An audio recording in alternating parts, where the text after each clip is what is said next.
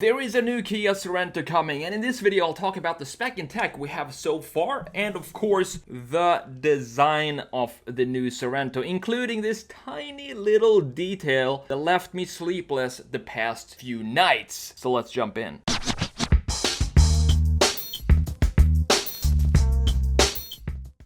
Before we talk about the 2021 Kia Sorento, I just have to show you the brand new Pagani Imola. It was of course named after the Imola racetrack where it was fine-tuned and developed, and only 5 examples will be built. During testing it went through the harshest tests any Pagani has ever gone through, being raced on track for over 16,000 kilometers, which is more than 3 times the distance of the 24-hour Le Mans race. The power comes from a 6-liter Mercedes-Benz AMG V12, which we're used to, pushing 827 horsepower, and the price is a modest 5.4 million, but that doesn't really matter because all of them has already been sold. But honestly, the performance of these hypercars isn't what impresses me the most anymore, because you can put a Tesla next to it and on the drag strip and it would be a very close call.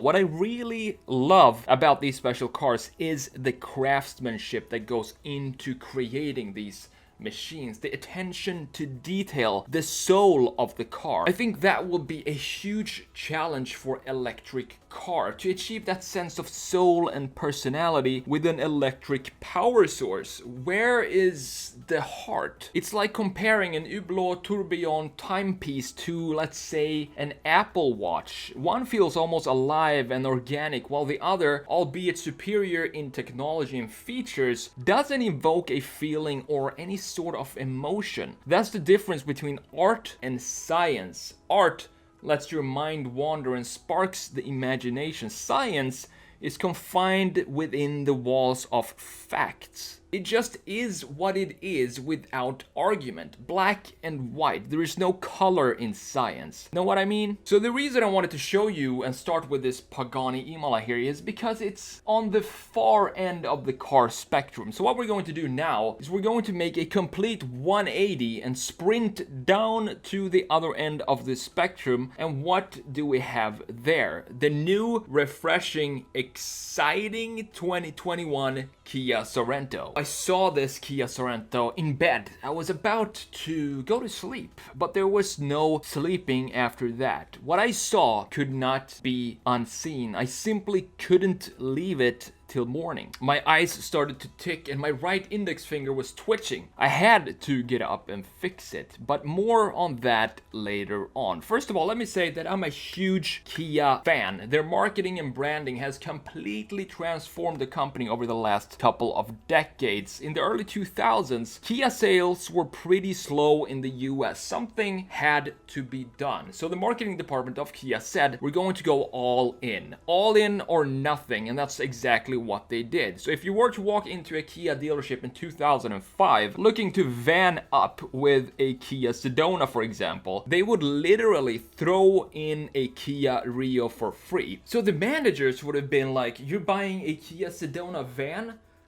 You know what, we're gonna throw in a Kia Rio just for the heck of it. Don't worry about it. How insane of a marketing strategy is that? Now, the Kia Rio had a MSRP of just around $10,000, but still, you won't see any BOGO deals today, no matter what car you're looking to purchase. But as it turned out, this strategy worked incredibly well, and within just 10 years, Kia's total market share in the US went up by a full 2% from 2005 to 2015, and today it feels like every other car out there is a Kia. And that's what I love about the company. They were considered low quality crap cars for a long time, and in a lot of cases for a good reason. And now look at the design and build quality of today. This interior here looks like a place I'd love to cross the country in. It's the most refined interior ever in a Kia when it comes to material and finishes. So the 2021 Sorento comes with a 10.25-inch touchscreen infotainment system and a brand new 12.3-inch high-resolution digital instrument cluster. And this seems to be the new kind of standard for interior design, to have a dual screen. So you have the bigger screen on the infotainment system, and then you have the instrument cluster being another screen. So that kind of the setup that we're seeing in a lot of new cars today. And the 2021 Sorento will be available with a 2.5 naturally aspirated gas engine with a choice of a 6-speed manual. But obviously, I doubt that transmission will come to the US because everybody hates manual transmissions here for some reason. Or you can choose a 6-speed auto. There is also a 1.6 liter turbo coming and a 2.2 liter diesel, and all of these models will be available both as 2-wheel drive and 4-wheel drive. And that's all we know at the moment, and for specific details we're gonna have to wait until the official reveal on March 3rd. Alright, so let's talk design. The front end here, it looks clean and it looks tight. The tiger nose trademark grille is wider,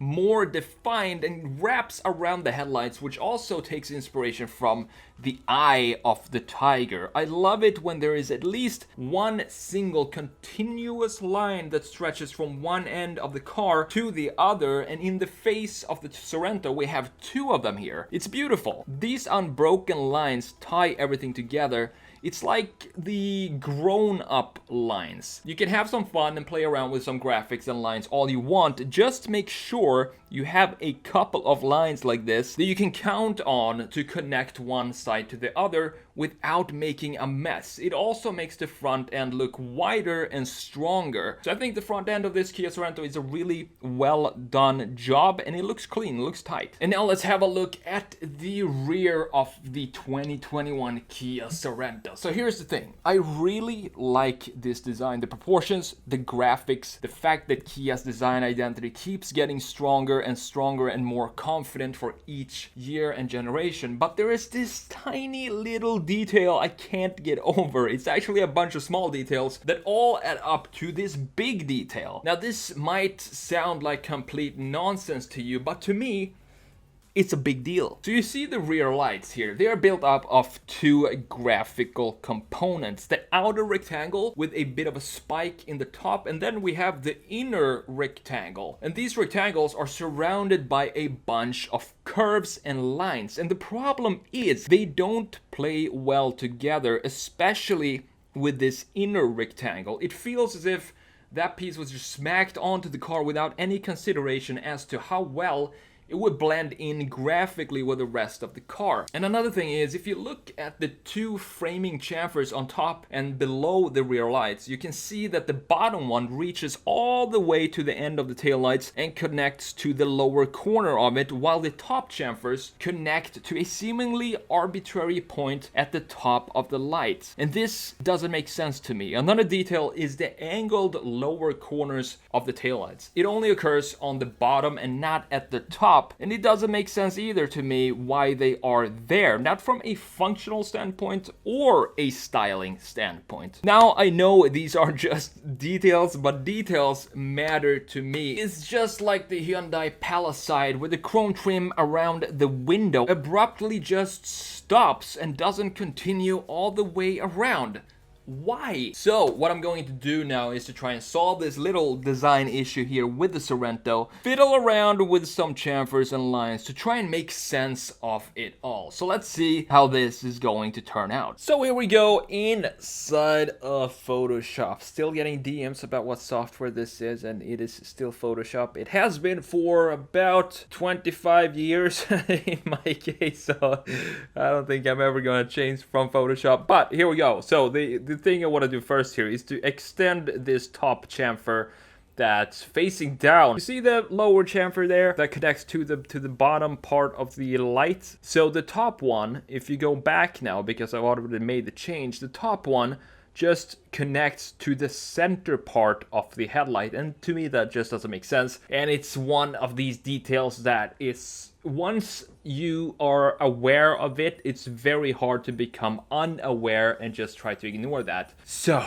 that's one of the change that I wanted to make here. And another change is the assembly itself. I think it's just too irregular. There's a lot of things going on in there, but they're all very random. So I want to have some more structure in this. So I copied the two LED strips that we have on the outer rectangle, as we talked about earlier, but doing that, as you can see, it becomes kind of a German techno dance floor of light bars. It's a light bar overkill here. So I have to figure out how to clean this up without having 4 individual light bars. So my thought here was to merge 2 of them into one bigger light bar. So we have 2 brake lights and indicators and whatever we want. And look at that, it's not broken anymore. So sometimes all it takes is just a tiny change to have a huge impact on the overall design and tie it all together. In one aspect, these rear lights here, they just makes me want to go ahead and redesign every single Sorento I'll be seeing in the future out on the roads. But at the same time, there are not many cars out there and designs that make me feel this way about a tiny detail like this. So even if it annoys me, I want it to be and stay just the way it is. Having redesigned it now digitally have given me some sense of calm, and I actually appreciate the weirdness of the rear lights and how they make me feel. Because after all, art is supposed to invoke a feeling. It's supposed to make you scratch your head and make weird faces. And with that definition, the 2021 Kia Sorento is a masterpiece.